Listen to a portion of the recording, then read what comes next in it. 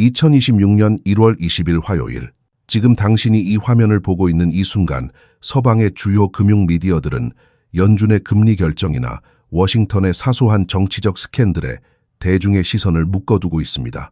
그들은 소음을 만들어내며 당신의 눈과 귀를 가리고 있습니다. 하지만 지금 당장 당신이 주목해야 할 곳은 서쪽이 아닙니다.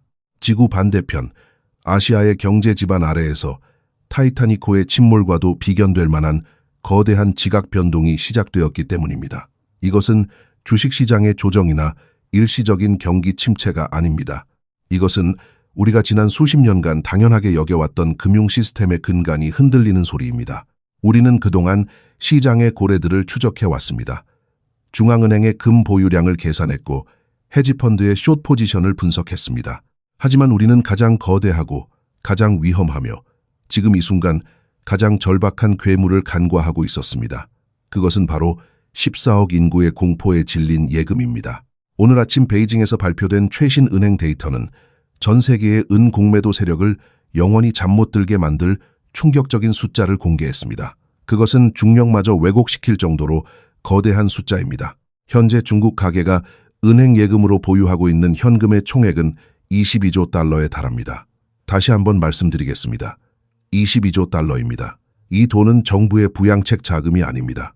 기업의 유보금도 아닙니다. 이것은 지난 30년 동안 평범한 시민들이 피와 땀으로 일구어낸 평생의 저축입니다. 은퇴를 앞둔 노부부의 노후 자금이자 자녀의 미래를 위해 한 푼 두 푼 모아온 서민들의 생명줄입니다. 그리고 지금 그 22조 달러라는 천문학적인 자금이 불타는 건물 안에 갇혀 있습니다. 이 상황의 심각성을 이해하기 위해서는 먼저 동양의 저축 심리와 지난 20년간 그들을 지배해온 경제적 신념을 이해해야 합니다. 서구 사회와 달리 아시아, 특히 중국의 가계 경제는 매우 보수적이고 단순한 공식에 의해 움직여왔습니다. 열심히 일해서 돈을 번다. 그리고 그 돈으로 아파트를 산다. 지난 20년 동안 부동산은 그들에게 단순한 거주 공간이 아니었습니다. 그것은 종교였고 결코 배신하지 않는 신이었습니다. 주식시장은 도박판처럼 오르내렸지만 부동산 가격은 오직 우상향만을 그렸습니다. 벽돌과 콘크리트는 그들에게 가장 안전한 은행이자 부의 상징이었습니다. 하지만 2026년 오늘 그 신은 죽었습니다. 한때 아시아의 경제 성장을 견인했던 부동산 시장은 이제 거대한 묘지로 변했습니다. 무리하게 확장을 거듭하던 대형 개발사들은 줄줄이 파산했고 도시 곳곳에는 짓담한 아파트들이 흉물처럼 방치되어 있습니다. 크레인은 멈췄고 공사장의 소음이 사라진 자리에는 무거운 침묵만이 흐릅니다. 사람들은 더 이상 집을 사지 않습니다. 아니, 살 수 없습니다. 자신이 평생 모은 돈을 투입한 아파트가 완공되지 못할 것이라는 공포, 그리고 집값이 더 떨어질 것이라는 확신이 시장을 지배하고 있기 때문입니다. 부동산이라는 거대한 댐이 무너지면서 갈 곳 잃은 자금은 다시 은행으로 역류했습니다. 문제는 여기서부터 시작됩니다. 부동산 시장이 붕괴되자 사람들은 현금을 쥐고 은행으로 달려갔습니다. 하지만 그들이 마주한 현실은 안전한 피난처가 아니라 서서히 끓어오르는 가마솥이었습니다. 경기 침체를 막기 위해 인민은행은 금리를 비상 수준으로 낮췄습니다. 현재 주요 은행들이 예금에 제공하는 이자는 고작 1%에 불과합니다. 당신의 평생 모은 재산이 은행 창고에서 1%의 속도로 자라나는 동안 바깥 세상의 물가는 통제 불능의 상태로 폭발하고 있습니다. 에너지 위기와 공급망 붕괴로 인해 식료품 가격, 전기 요금, 그리고 기본적인 생활비는 매년 10%에서 15%씩 치솟고 있습니다. 이것은 단순한 인플레이션이 아닙니다. 이것은 화폐 가치의 실시간 소멸입니다. 당신이 은행에 돈을 넣어두는 매 1초마다 당신의 구매력은 증발하고 있습니다. 1%의 이자를 받으며 15%의 물가 상승을 견딘다는 것은 앉은 자리에서 자신의 자산이 녹아내리는 것을 지켜보는 것과 같습니다. 사람들은 이것을 깨닫기 시작했습니다. 자신들이 안전하다고 믿었던 은행 계좌가 사실은 자신들을 삶아 죽이는 냄비였다는 사실을 말입니다. 이것이 바로 22조 달러의 현금산이 지금 극도의 패닉 상태에 빠진 이유입니다. 이 거대한 자금은 지금 필사적으로 출구를 찾고 있습니다. 그들은 살기 위해 도망쳐야 합니다. 하지만 도망칠 곳이 없습니다. 부동산은 이미 죽었습니다. 주식시장은 지난주에 또다시 폭락하며 바닥을 뚫고 내려갔습니다. 해외로 돈을 빼돌리고 싶어도 엄격한 자본 통제 정책 때문에 국경을 넘을 수 없습니다. 모든 문이 닫혔습니다. 사방이 막힌 방 안에서 화재 경보기가 울리고 있는 상황입니다. 그렇다면 남은 것은 무엇입니까? 유동성이 풍부하고 역사적으로 가치를 인정받으며 문화적으로 신뢰할 수 있고 무엇보다 금에 비해 기적적으로 저렴한 유일한 자산은 무엇입니까? 답은 하나입니다. 은입니다. 어쩌면 당신은 이렇게 반문할지도 모릅니다. 고작 은이라고? 중국 사람들이 은을 좀 산다고 해서 그게 뭐 그리 대수인가? 라고 말입니다. 만약 그렇게 생각한다면 당신은 지금 다가오고 있는 쓰나미의 규모를 전혀 이해하지 못하고 있는 것입니다. 당신은 지금 태평양의 바닷물을 찻잔에 쏟아부으려는 시도를 목격하고 있는 것입니다. 우리는 지금 단순한 투자 수요의 이동을 이야기하는 것이 아닙니다. 생존 본능에 따른 자본의 대이동을 이야기하고 있는 것입니다. 22조 달러라는 돈은 상상을 초월하는 에너지입니다. 이 돈이 움직이기 시작하면 기존의 시장 질서는 무시됩니다. 댐에 균열이 가기 시작했습니다. 사람들은 자신의 돈이 휴지 조각이 되기 전에 손에 키 수 있는 실물 자산으로 바꾸기를 원합니다. 그리고 그들의 눈에 가장 매력적이고 접근 가능한 자산이 바로 은입니다. 금은 이미 온스당 700달러를 넘어섰습니다. 일반 서민들이 구매하기에는 심리적 장벽이 너무나 높습니다. 그들은 금을 보며 이미 기차는 떠났다고 느낍니다. 하지만 은은 다릅니다. 은은 여전히 저렴해 보입니다. 은은 여전히 가난한 자의 금으로서 서민들에게 희망을 줍니다. 부자가 되기 위해서가 아니라 가난해지지 않기 위해서 그들은 은을 선택하고 있습니다. 이것은 탐욕이 아닌 공포가 주도하는 시장입니다. 그리고 역사적으로 공포가 주도하는 시장은 그 어떤 강세장보다 폭발적인 상승력을 보여주었습니다. 상하이의 금융가는 지금 폭풍전야의 고요함에 휩싸여 있습니다. 겉으로는 평온해 보일지 모르지만 물밑에서는 이미 거대한 자금의 이동이 시작되었습니다. 은행 창구에는 현금을 인출하려는 사람들의 줄이 길어지고 있고 귀금속 상점의 재고는 바닥을 드러내고 있습니다. 당국은 이 상황을 예의주시하고 있습니다.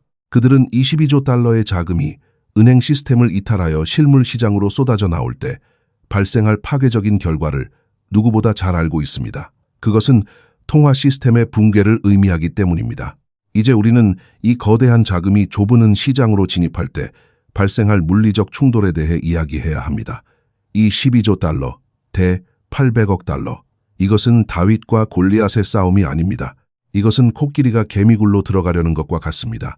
다음 장에서 우리는 이 믿기 힘든 비율이 만들어낼 필연적인 결과에 대해 구체적으로 분석할 것입니다. 수학은 거짓말을 하지 않습니다. 그리고 그 수학이 가리키는 미래는 시장의 붕괴, 아니 시장의 재탄생입니다. 이 수학적 불균형을 제대로 이해하기 위해서는 먼저 우리가 이야기하고 있는 은 시장이라는 그릇의 크기가 얼마나 작은지 직시해야 합니다. 당신은 지금 태평양을 찻잔에 담으려 하고 있습니다. 전 세계의 은 생산량을 모두 합쳐보십시오. 멕시코의 척박한 광산에서부터 페루의 고산지대, 그리고 폴란드의 깊은 지하 갱도에서 채굴되는 모든 은을 긁어 모아도 그 양은 연간 약 8억 온스에 불과합니다. 지난 몇 년간 광산의 생산성은 저하되었고 새로운 광맥은 발견되지 않았습니다.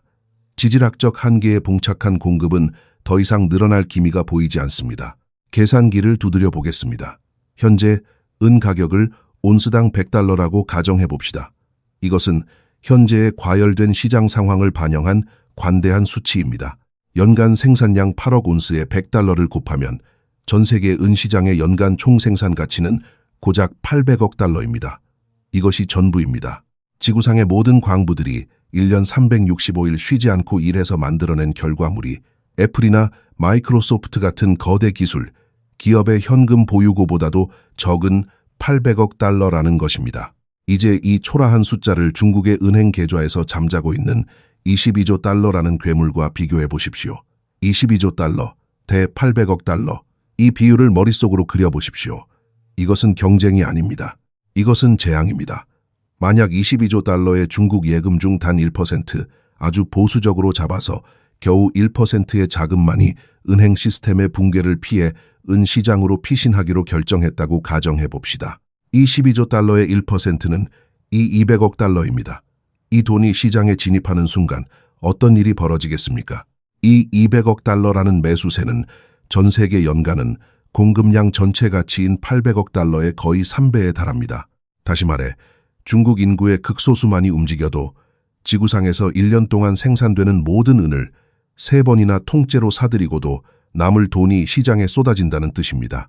이것은 더 이상 강세장, 물마켓이라는 한가한 단어로 표현할 수 있는 현상이 아닙니다. 이것은 금융공학적 용어로 유압 파열, hydraulic failure이라고 불러야 마땅합니다. 가느다란 파이프에 거대한 댐의 물을 강제로 밀어 넣으려 하면 파이프는 물을 통과시키는 것이 아니라 폭발해버립니다.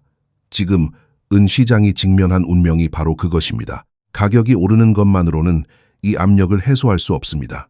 가격은 단순히 상승하는 것이 아니라 수직으로 폭발하여 시장의 구조 자체를 파괴해야만 이 막대한 에너지 보존 법칙을 만족시킬 수 있습니다. 상하이의 금속 거래소 가격이 미친 듯이 춤을 추는 이유가 바로 여기에 있습니다. 그리고 이 거대한 파이프를 터뜨리고 있는 주체는 월스트리트에 세련된 펀드 매니저들이 아닙니다. 그들은 이모 안티스라고 불리는 중국의 중년 여성들, 은퇴한 할머니들, 그리고 하루 벌어 하루를 사는 택시 기사들입니다. 그들은 복잡한 파생 상품이나 알고리즘 매매를 모릅니다. 하지만 그들은 생존을 압니다. 그들은 자신들의 화폐가 죽어가고 있다는 냄새를 본능적으로 맡았습니다. 중국 그리고 아시아의 역사 속에서 지난 5영년 동안 반복되어 온 교훈이 있습니다. 종이는 불타 사라지지만 금속은 영원하다. 왕조가 바뀌고 화폐가 휴지 조각이 되는 혼란의 시기마다 살아남은 것은 금과 은을 쥐고 있던 사람들 뿐이었습니다. 지금 그들은 역사책에서 배운 대로, 아니 그들의 DNA에 각인된 생존 본능대로 행동하고 있습니다. 그들은 종이 돈을 금속으로 바꾸고 있습니다. 하지만 여기서 또 하나의 문제가 발생합니다. 금은 이미 너무 멀리 가버렸습니다.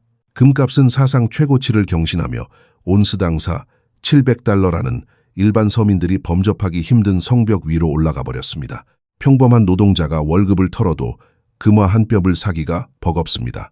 그들은 상대적 박탈감을 느낍니다. 금은 부자들의 것이다.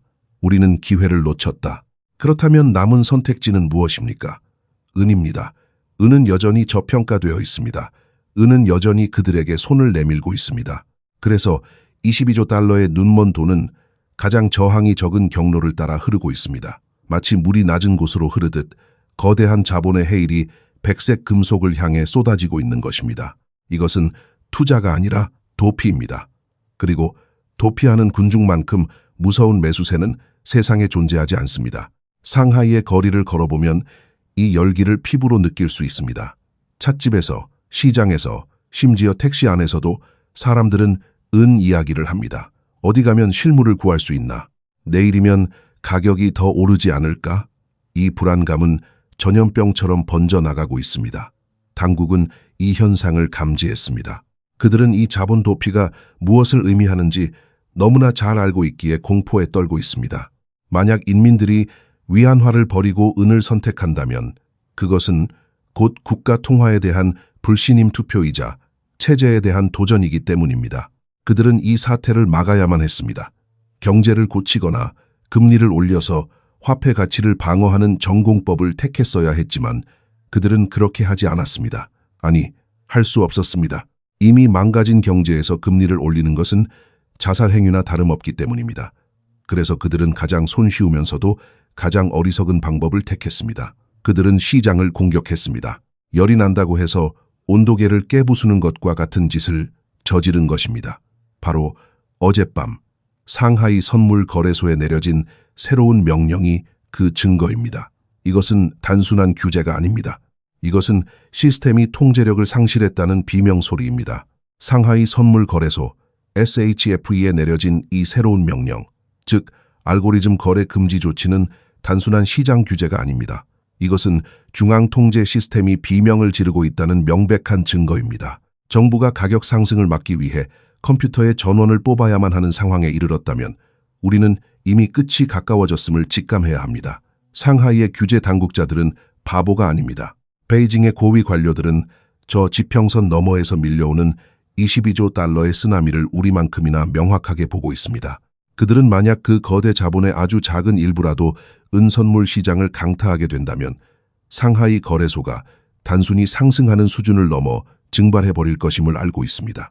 청산소들은 파산하고 시스템 내의 모든 공매도 세력은 재로 변해버릴 것입니다. 그래서 그들은 움직였습니다. 14억 인구의 실존적 공포가 주도하는 시장을 어떻게 막을 수 있겠습니까? 사람을 막을 수는 없습니다. 그들의 수는 너무나 많고 그들의 절박함은 총칼로도 막을 수 없습니다. 그래서 그들은 대신 기계를 멈췄습니다. 우리가 입수한 정보에 따르면 중국 규제 당국은 상하이 선물 거래소에 긴급 지침을 하달하여 고빈도, 매매, HFT 서버들을 코로케이션 센터에서 즉각 철수시킬 것을 명령했습니다. 사실상 알고리즘을 시장에서 추방한 것입니다. 그들은 이 조치를 시장 과열을 시키기 위한 조치라고 부릅니다. 질서 있는 거래 환경을 유지하기 위한 노력이라는 점자는 관료주의적 언어를 사용하여 전 세계를 안심시키려 합니다. 하지만 그들의 말을 믿지 마십시오. 이것은 감정을 식히는 것과는 아무런 상관이 없습니다. 이것은 생존에 관한 문제입니다. 이것은 건물의 불이 걷잡을 수 없이 번지자 화재 경보기를 끄고 전력을 차단해버리는 것과 같은 금융적 자살 행위입니다. 이 사태의 본질을 이해하려면 지난 수년간 고빈도 매매 알고리즘이 중앙 계획자들에게 어떤 역할을 해왔는지 알아야 합니다. 알고리즘은 그들의 가장 충실한 친구였습니다. 컴퓨터 프로그램들은 시장에 풍부한 유동성을 공급하고 매수와 매도 호가 사이의 스프레드를 촘촘하게 유지해 주었습니다. 하지만 가장 중요한 역할은 따로 있었습니다. 이 알고리즘들은 본질적으로 강세에 매도하도록 프로그래밍되어 있었습니다. 가격이 너무 급격하게 오를 때마다 기계들은 자동으로 개입하여 숏 포지션을 구축하고 가격을 다시 아래로 찍어 눌렀습니다. 그들은 랠리를 억제하는 보이지 않는 천장이었습니다. 하지만 어제 그 기계들이 무너졌습니다. 중국 대중의 물리적인 실물 매수 압력과 태양광 패널 제조업체들의 산업적 공포가 결합된 매수세는 너무나 폭력적이고 끈질겼습니다. 알고리즘이 아무리 매도 물량을 쏟아내도 밀려드는 매수 주문을 막아낼 수 없었습니다. 댐이 터진 것입니다. 매수세가 매도 프로그램을 압도하자 기계들은 혼란에 빠졌습니다. 그리고 변동성이 임계점을 넘어서는 순간 알고리즘들은 생존을 위해 태세를 전환했습니다. 모멘텀 알고리즘들이 돌아선 것입니다. 가격을 억누르던 기계들이 갑자기 매수 포지션으로 돌변하여 상승 추세에 올라탔습니다. 규제 당국자들이 모니터를 쳐다보았을 때 그들은 자신들의 도구가 자신들을 공격하고 있다는 사실을 깨달았습니다. 가격은 단일 세션에서 200달러를 향해 순간 이동할 태세였습니다. 공포에 질린 당국은 결국 플러그를 뽑았습니다. 그들은 로봇들을 거래소에서 문자 그대로 쫓아냈습니다. 이것은 완전한 패배 선언입니다. 중국의 종이, 은 시장이 더 이상 가격 발견 기능을 수행하지 못한다는 것을 공식적으로 인정한 것입니다. 가격이 오르는 것을 막기 위해 컴퓨터를 꺼야 한다면 그것은 가격이 오르고 싶어 한다는 뜻이 아닙니다. 가격이 올라야만 한다는 뜻입니다. 이것은 마치 물속에서 비치볼을 억지로 누르고 있는 것과 같습니다. 당신은 팔 근육을 써서 잠시 동안은 공을 물 아래에 잡아둘 수 있습니다. 하지만 근육이 지쳐 힘이 빠지는 순간 물리학이 지배하게 됩니다. 공은 억눌렸던 힘만큼 더 높이 튀어오를 것입니다. HFT 금지 조치는 바로 그들의 근육이 파열되는 소리입니다. 그들은 시간을 늦추려 하고 있습니다. 피할 수 없는 폭발을 며칠, 아니 몇 주라도 뒤로 미루기 위해 발버둥치고 있습니다. 하지만 여기에 치명적인 아이러니가 있습니다. 투기 세력과 알고리즘을 금지함으로써 그들은 문제를 해결한 것이 아니라 더 악화시켰습니다. 시장에서 윤활유 역할을 하던 유동성을 제거해버렸기 때문입니다. 이제 태양광 패널 제조업체가 공장을 가동하기 위해 은 10톤을 매수하러 시장에 들어왔다고 가정해봅시다. 예전 같으면 알고리즘이 반대편에서 물량을 대주었을 것입니다. 하지만 이제 반대편에는 아무도 없습니다. 완충 장치가 사라졌습니다. 호가창은 얇다 못해 텅 비어 있습니다. 그래서 10톤의 매수 주문은 가격을 10센트 움직이는 것이 아니라 단번에 10달러를 움직이게 됩니다. 그들은 거래량 없는 가격 급등, 즉 갭 상승이 난무하는 진공 상태를 스스로 만들어냈습니다. 통제된 연소를 시도하려다 거대한 산불을 저지른 꼴입니다. 그리고 22조 달러를 쥐고 있는 중국 인민들은 이 상황을 어떻게 보고 있을까요? 정부가 거래를 금지하는 것을 보고 아, 이제 시장이 위험하니 돈을 다시 은행에 넣어두고 1% 이자나 받아야겠다라고 생각할까요? 천만의 말씀입니다. 그들은 금지 조치를 보고 피 냄새를 맡은 상어처럼 반응합니다. 그들은 통제력을 상실한 정부를 보고 있습니다. 역사적으로 정부가 당황하는 모습을 보이는 것만큼 대중이 실물 자산을 사재기하게 만드는 강력한 기폭제는 없습니다. 알고리즘 금지는 은 강세론에 대한 궁극적인 검증입니다. 이것은 은의 부족 사태가 진짜라는 것을 증명합니다.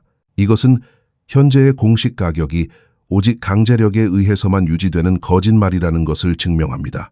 그리고 이 거짓말은 오래갈 수 없습니다. 상하이 선물 거래소가 봇을 금지하고 규칙을 바꾸며 화면 속의 숫자를 낮게 유지하려는 게임을 벌이는 동안 진짜 시장은 이미 그들을 떠나 다른 차원으로 이동했습니다. 이제 우리는 그 분리된 현실, 즉 스크린 속의 가짜 가격과 거리의 진짜 가격 사이의 괴리에 대해 이야기해야 합니다.